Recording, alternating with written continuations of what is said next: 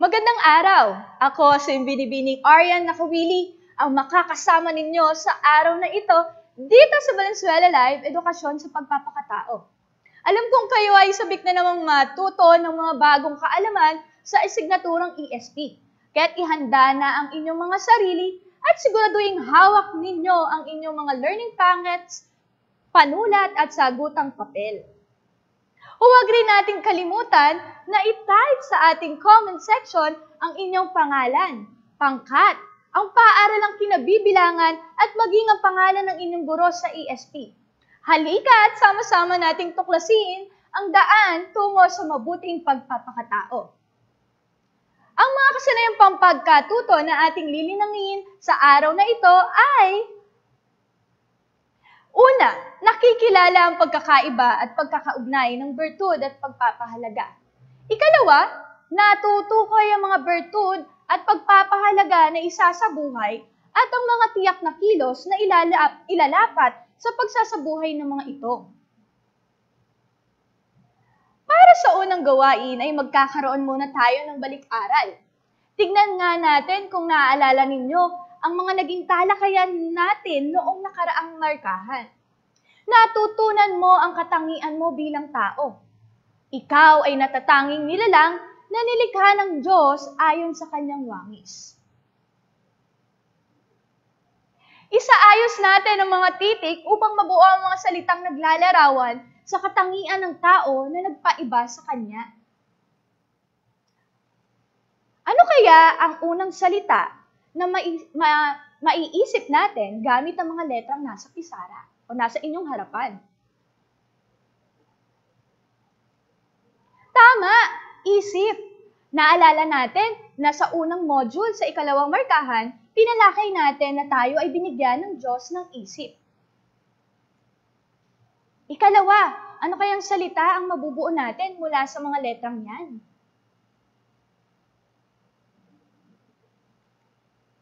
Tama, kilos loob.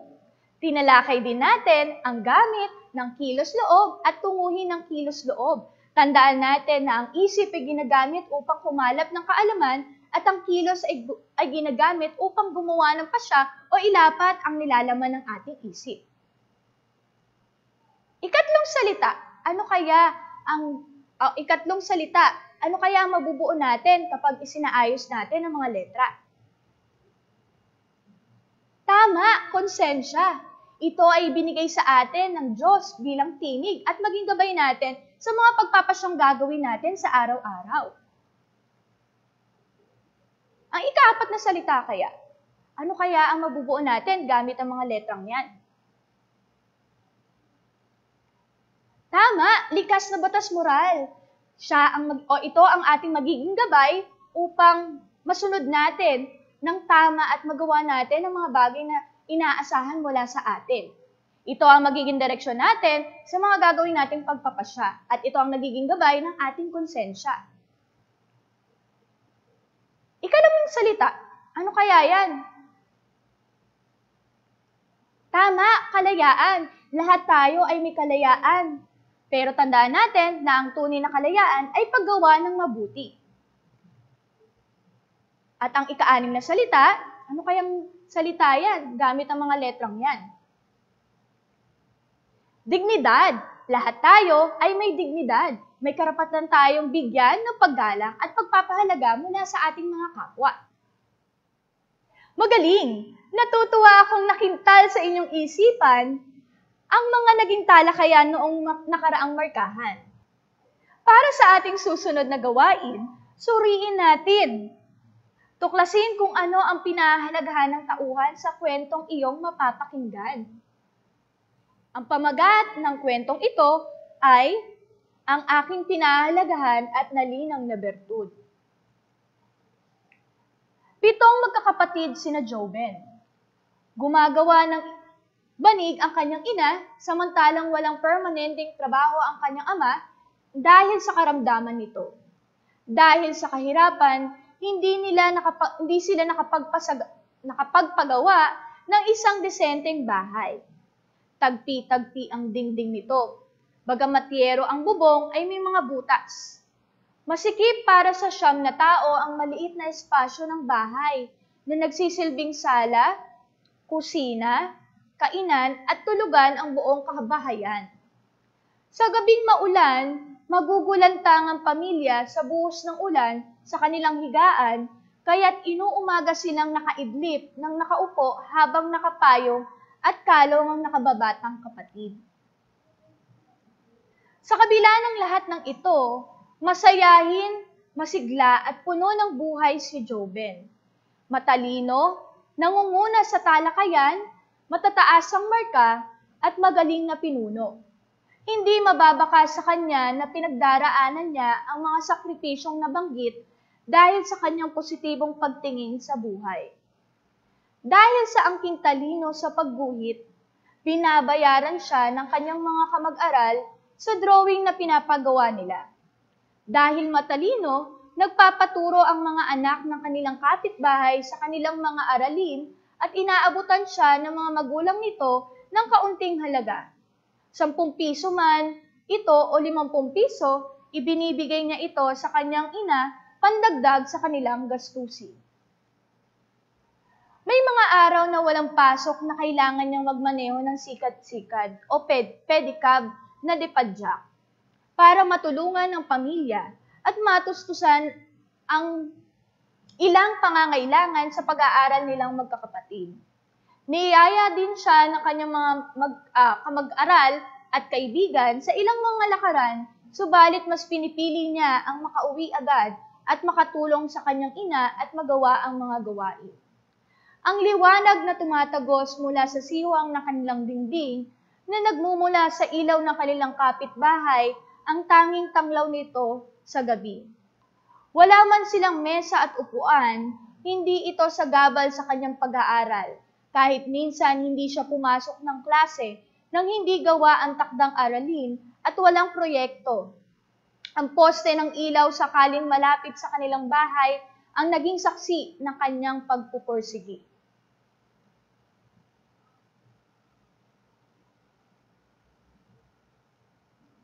Lubos niyo bang naunawaan ang kwentong napakinggan?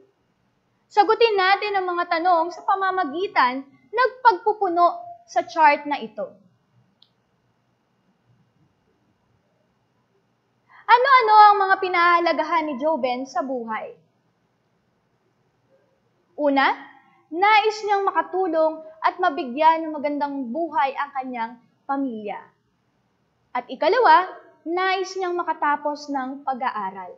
Kung babalikan natin ang kwento, makikita natin ang pagpupursigi ni Joben para makatulong sa kanyang mga magulang at mabigyan ng tulong at maibigay ang pangangailangan ng kanyang mga kapatid. At dahil din sa kanyang pagpupursigi, ninanais siyang makatapos ng pag-aaral dahil ito ang nakikita niyang daan upang mabigyan sila ng magandang buhay. Ano mga sagabal ang kinaharap ni Joben? Kahirapan. Isa-isahin natin, ano po ba yung mga pinagdaanan ni Joben? Una, sila ay malaking pamilya. Dahil malaki silang pamilya, hindi na ibibigay ng kanilang mga magulang ang kanilang pangangailangan. Dahil nagkaroon ng problema na nawalan ng trabaho ang kanyang tatay at paggawa lang ng banig ang inaasahan ng kanyang ina. Ikalawa, dahil nga mahirap sila at hindi natutustusan ang kanilang mga pangangailangan, pinagsisikapan niyang lakarin ang paaralan mula sa kanilang tahanan. Pangatlo, dahil din sa kakulangan sa pera, salat sila sa pera, hindi niya nabibili yung pangangailangan na kinakailangan niya sa school or sa bahay. Ayan. Ano ba yung mga paraang ginawa upang malampasan ni Joben ang mga sagabal o pagsubok na ito? Ginamit niya ang kanyang angking talino upang kumita. Alam naman natin, maraming mga bata ang nakararanas ng kahirapan. Pero tandaan natin na may mga paraan para malampasan natin ang mga ito. Yan, katulad ni Joben, ginamit niya yung angking talino niya para kumita. Sa drawing, yung mga gusto magpa-drawing ay kinukuha niya and then babayaran siya ng kanyang mga kaklase doon sa drawing na ginawa niya. O kaya yung mga nagpapatutor na mga kapitbahay nila, Nang sa gayon ay kumita siya kahit maliit na halaga. At nagsumikap siya sa pag-aaral. Yung tipong kahit wala siyang almusal, wala siyang kinain, maglalakad siya patungo sa paaralan para makapasok. Okay? At ano ba yung mga nalinang nagawi mula doon sa kwento? Ayan. Una, yung pagkakaroon ng positibong pagtingin sa buhay. Tandaan natin ang kahirapan ay tila ba pagsubok lang para sa atin. At ang pinakamahalaga ay magkaroon tayo ng positibong pagtingin sa buhay. Kapag positibo ang ating pagtingin, nagiging positibo din ang mga nangyayari sa ating paligid. Ayan. Itinuro din diyan ang pagiging matyaga. Okay? Sabi nga natin, kapag may tiyaga, may nilaga. Okay? So, kailangan matuto tayong magtiyaga. Kasi sa buhay, hindi naman ganun kadali ang buhay. Kailangan nating matutunang harapin ang hirap at dagok ng buhay na meron tayo. Kaya kailangan natin ng tiyaga. At, syempre, yung kasipagan. Lagi nating lalagyan ng kasipagan ng lahat ng ating gagawin. Ano ang kaugnayan ng mga pagpapahalaga ni Joben at gawi na taglay ni Joben? Ang gawing taglay ang tutulong sa atin upang makamit natin at mapanatili natin ang pagpapahalaga. Tandaan natin, maraming mga bagay o maraming mga layunin natin sa buhay ang gusto nating maabot. Yun yung binibigyan natin ng halaga. Okay? At yung halaga na yun ay dapat sinasabayan ng positibong gawi o behavior nang sa gayon ay makuha natin yung mga nais nating makamit sa hinaharap. Yan. Ito ang pinag-isipang paraan na hakbang upang makamit natin ang pagpapahalaga. So, dapat lagi nating pinag-iisipan ang mga kilos na gagawin natin. Kung ito ay padalos-dalos tayo doon sa ating magiging kilos at hindi natin pinag-iisipan, maaapektuhan ang mga pagpapahalagang meron tayo. Naintindihan na po ang naging kwento tungkol kay Joben? Halika at palalimin natin ang paksa tungkol sa pagpapahalaga at bertud. Ano nga ba ang bertud? Ang bertud ay mula sa salitang virtus o vir na galing sa salitang Latin na nangangahulugang pagiging tao, pagiging malakas, at pagiging matatag. So, pag sinabi natin virtud, ayan, pagiging tao. Ayan, yung pagkakaroon ng pagiging malakas at matatag. Ayan, ito ay nararapat lamang para sa tao. Ang virtue ay laging nakaugnay sa pag-iisip at pagkilos ng tao. Okay, bakit nararapat lamang para sa tao? Ayan. So, walang bertud ang anumang hayop dahil ang tao lamang po ang may bertud. Kasi ang tao lamang po ang binigyan ng isip at kilos loob. Kaya tayo lang ang may bertud. Ang tao, tandaan natin, may magkakatulad na isip, pare-parehas tayong may isip, ngunit hindi tayo magkakatulad ng kaalaman. Okay? Halimbawa ako, meron akong isip, hindi yung kaalaman na taglay ko ay hindi kasing dami ng mga taong ibang tao. So, depende po yan sa kaalaman na nakakalap po natin. Ayan. Mayroon tayong magkakatulad na kilos loob. Binigyan tayo ng kilos loob, ngunit magkakaiba tayo ng taglay na bertud. Okay? May kilos loob ako, pero kung i-compare natin, iba yung bertud ko sa bertud nila. Okay? Mahalagang maunawaan na ang virtue ay laging nakaugnay sa pag-iisip at kilos ng tao. So, lagi siyang, kapag sinabi bertud, siya ay bahagi ng ating isip at pagkilos ng tao. Okay?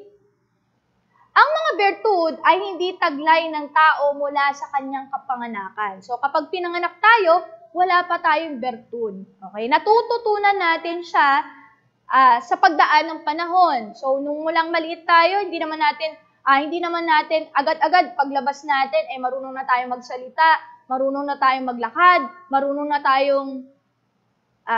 na tayong magbigay ng mensahe sa ating mga magulang. Bagkus tinuturuan nila muna tayo, 'di ba? So tinuturuan nila tayo paano maglakad. So ginagabayan nila tayo maglakad, paano magsalita, tinuturuan niya tayo. So ito ay ang bertud ay nade-develop sa pagdaan ng panahon. So, itinuturo muna sa atin ng ating mga magulang. Okay? Sa pamamagitan niyan, meron tayong tinatawag na habit o gawi. Ayan. Pag sinabi nating habit, ito ay paulit-ulit na pagsasagawa ng isang kilos. Paulit-ulit. Ibig sabihin, hindi lang isang beses ginagawa, kundi paulit-ulit. Okay, tandaan natin, meron tayong dalawang habits. Okay? Merong good habit and bad habit. Okay? Pero since tayo ay nasa ESP, ang good habits ang dapat nating taglayin. Siyempre, pag sinabing bad habits, yan yung mga habits na dapat nating tanggalin. Okay? So, good habits lamang po ang dapat nating i-develop. Okay? Hindi lamang isinasagawang kilos ang bertud, kundi kilos na pinagpasyahang gawin ayon sa tamang katuwiran. Okay? Hindi natin siya kinagawian, kundi pinagpasya natin. Pinili natin itong kilos na to dahil ito ay ayon sa tamang katuwiran. Okay? Balikan nga po natin na ang bertud ay ayon sa katuwiran. Okay? Piniling gawin dahil sa katuwiran. Okay, next. Ano naman ang pagpapahalaga? Ayan, ang pagpapahalaga o values ay nagmula sa salitang Latin na valore, na nangangahulugang pagiging malakas o matatag at pagiging makabuluhan o pagkakaroon ng saysay o kabuluhan. So, kung titignan natin yung salitang values, value, from the word value, ibig sabihin halaga. Okay? Pagbibigay ng halaga o kabuluhan sa isang bagay. Okay? Mula sa ugat ng salitang ito, ayan, mahihinungan natin na ang isang tao ay kailangang maging malakas o matatag sa pagbibigay halaga sa anumang bagay na tunay na may saysay o kahulugan. So, pag sinabi nating pagpapahalaga, matatag ka o malakas ka na panindigan ang pagpapahalaga na meron ka. Halimbawa, mapahahalagahan ng pag-aaral kung paglalaanan ito ng iba yung pagsisikap at pagtsatsaga na may kalakip na sakripisyo. Tandaan natin na mahalaga sa atin ang pag-aaral. Okay? Para makuha natin ang ating minimithi, ito ay nilalagyan ng pagsisikap at pagtsatsaga. At tandaan natin, may sakripisyo. Okay? Hindi kailanman maaangkin ang pagpapahalagang ito kung hindi tayo magiging malakas o matatag sa aspetong pisikal, pangkaisipan at emosyonal. So, tandaan natin, kailangan maging matatag tayo emosyonal, pisikal, at pangkaisipan. Para nang sa gayon, ay makuha natin yung mga pagpapahalaga o layunin na ninanais natin pagdating ng araw. Ang pagpapahalaga ay obheto ng ating intentional na damdamin. Mauunawaan natin ang pagpapahalaga sa pamamagitan ng pagdama nito. Ayon kay Max Keller, ang pagpapahalaga ay obheto. Ibig sabihin, obheto ng ating damdamin. Kumbaga, ang nakauunawa nito ay ang ating pamdama.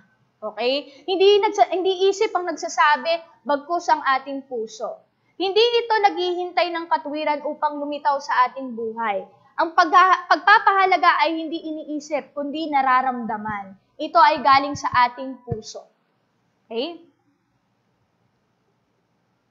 Ang ating isip ay bulag sa pagpapahalaga, tulad ng ating mata, na bingi sa ingay, at tenga na bulag sa kulay. Nagets nyo ba? So, ngunit hindi ito nangangahulugan na hindi na natin maiisipan ng halaga. Okay? Kapag ito ay pinag-isipan ng mabuti, hindi na ito pagpapahalaga bilang pagpapahalaga, kundi ang konsepto na ng pagpapahalaga. Pag sinabi nating pagpapahalaga ayon kay Keller, ito ay nagbibigay ng kabuluhan o kalidad sa buhay ng tao. Ano nga ba ang kaugnayan ng pagpapahalaga at bertud? Bakit nga ba natin tinatalakay ang dalawang salitang yan? Ang pagpapahalaga at bertud ang nagbibigay ng katuturan sa ating tunay na pagkatao. Siya yung magbibigay sa atin ng ating tunay na kahulugan bilang tao. Ayon kay Ayn Rand, ang pagpapahalaga ang pinagsusumikapan ng tao na makamit. Okay? Ito yung mga bagay na gusto nating makuha. Ang layunin natin, ang tunguhin natin, na magdudulot sa atin ng kabutihan na nais nating maisakatuparan.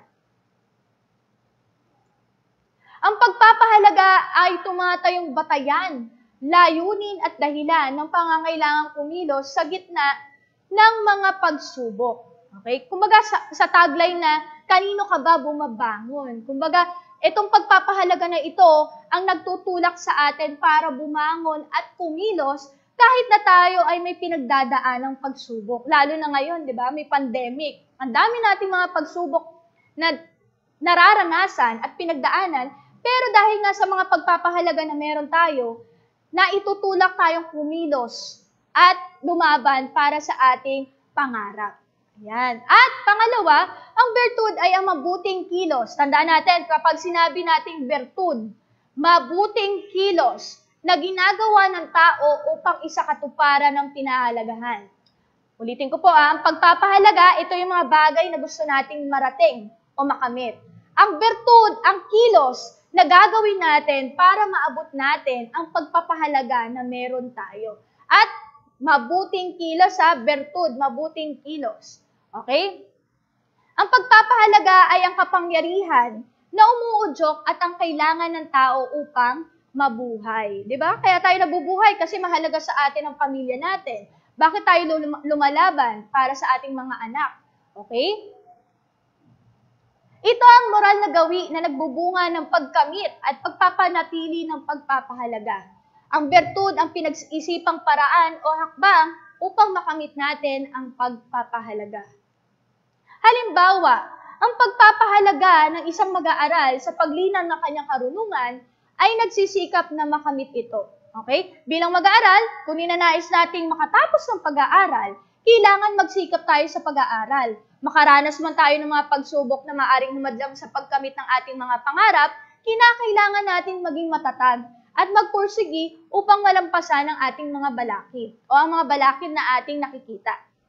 Matututunan nating magtimpi sa mga udyok o tukso na magpapalayo sa kanya sa pagkamit ng pagpapahalaga. Ang importante sa ating pagkamit sa ating mga pagpapahalaga o ang ating mga pangarap, layuan natin ang mga tukso o mga bagay na pwedeng makaapekto o humatak sa atin para hindi natin makuha ang ating mga minimithi. Tandaan natin na maging maingat din tayo sa paghuhusga kung alin ba ang dapat at hindi dapat gawin, lalo na mga kabataan. 'Di ba? Madalas nating nakakalimutan ano ba yung dapat at hindi dapat nating gawin para makamit natin yung tagumpay. Minsan kasi, naiimpluwensyahan tayo ng ating mga barkada. O kaya, ng mga bagay na hindi naman natin dapat ginagawa. Okay? So, dapat alalahanin natin na ito ang dapat kong gawin. Kailangan ko makatapos ng pag-aaral. So, gagawa ako ng takdang aralin at hindi ako maglalaro ng online games. Ito naman ang dapat kong iwasan para makatapos ng pag-aaral, yung mga maling barkada na wala namang naitutulong na maganda. Alam natin na ang pagpapahalagang ito ang ninanais ng bawat isa. Okay? Kasabay nito, kasabay ng paglinang ng ating pagpapahalaga, linangin din natin ang ating mga mabuting gawi upang makamit natin ang mga pagpapahalagang ninanais natin. Sa ganitong paraan, nagkakaugnay ang pagpapahalaga at bertud. Naunawaan niyo ba ang naging talakayan natin? Importante ang pagkakaroon ng bertud at pagpapahalaga. Kung may pagpapahalaga na meron ka, kinakailangan ay akma din ang bertud na meron ka. Nang sa gayon, ay makuha natin ang tagumpay. Okay, para sa ating pagsusulit, basahin at unawain ang pahayag. Tukuyin kung ito ay tama o mali. Una, ang bertud ay natural lamang na taglay ng lahat ng nilikha ng Diyos. I-type natin sa comment section ang tamang sagot. Tama o mali? Ang sagot ay mali. Tao lamang po ang nagtataglay ng bertud at hindi po lahat ng nilalang ay may bertud. Okay? Ikalawang tanong. Ang salitang bertud ay galing sa salitang Latin na virtus o vir. I-type nga natin sa ating comment section ang tamang sagot. Tama o mali? Tama! Ang salitang bertud ay galing sa salitang Latin na virtus o vir na nangangahulugan na pagiging tao, pagiging malakas, at pagiging matatag. Para sa ikatlong tanong, ang bertud ay taglay na ng tao sa kanyang kapanganakan. Tama ba o mali? Mali. Balikan natin, ang bertud po ay natututunan natin sa pagdaan ng panahon. So, ang ating mga magulang ang tumutulong sa atin para matutunan natin yung bertud na kinakailangan natin sa pagharap sa ating mga buhay. Ikaapat, ang gawi ay bunga ng paulit-ulit na pagsasakilos o pagsasagawa ng isang kilos. Type natin sa comment section, tama o mali?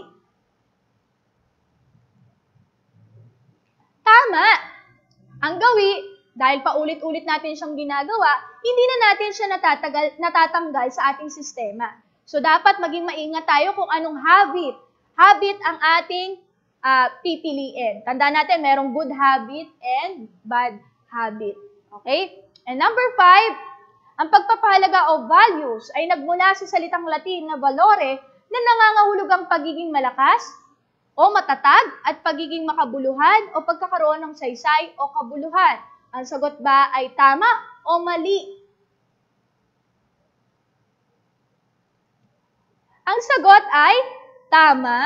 Okay? From the word values, may saysay o kabuluhan. Actually, halos magkaparehas yung, halos magkahulugan ang salitang pagpapahalaga o bertud. Pero pag sinabi natin values, pagkakaroon ng halaga o saysay. Ayan. Para sa ating Q&A, tanong mo, sasagutin ko. Ang tanong ay mula sa Valenzuela National High School. Ano po ang may papayo ninyo sa mga kabataan na nais makamit ang kanilang pangarap? Simple lang yan. Tandaan natin na kailangan nating maging matatag at malakas sa anumang pagsubok natin sa buhay. Ang buhay ay hindi ganun kadali. Okay? Minsan merong ups and downs na kailangan nating harapin, na kinakailangan nating malampasan. Nang sa gayon, yung tagumpay, pag naabot mo yung tagumpay is worth it. Kabang, wow, nalampasan ko lahat ng pagsubok, kinaya ko yun. At ngayon, nandito na ako sa tagumpay na hinahangad ko noon pa. Okay? At yung lahat ng mga taong nagtagumpay sa buhay, marami rin silang pinagdaanan na hindi mo rin nalalaman. Dahil hindi din naman nila ibinabahagi ang kanilang kwento. Pero kung titignan natin, lahat po tayo ay nagdadaan sa pagsubok. Kung ikaw ay nakararamdam ng pagsubok sa pag-aaral, tandaan natin na pwede tayong humingi ng gabay sa itaas at pwede rin naman tayong humingi ng gabay sa mga taong nasa paligid natin. Kung ikaw ay nahihirapan, maaari tayong humingi ng tulong sa mga taong nasa paligid natin, ang iyong guro, ang iyong magulang, ang iyong mga kamag-aral na pwedeng umalalay sa iyo pagdating sa pag-aaral. At tandaan natin, huwag nating sukuan ang ating pangarap. Papasaan din, makakarating din tayo at malalasap din natin ang tamis ng tagumpay. Ayan. So, nasagot ko na ba ang iyong tanong?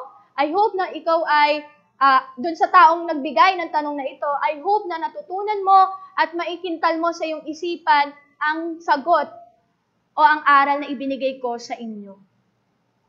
Ayan. Bilang karagdagang gawain, gumawa ng inyong dream board. Ayan. So, syempre, pag-uusapan natin pagpapahalaga. Ito yung mga layunin o mga nais nating makamit. So, gawa tayo ng dream board.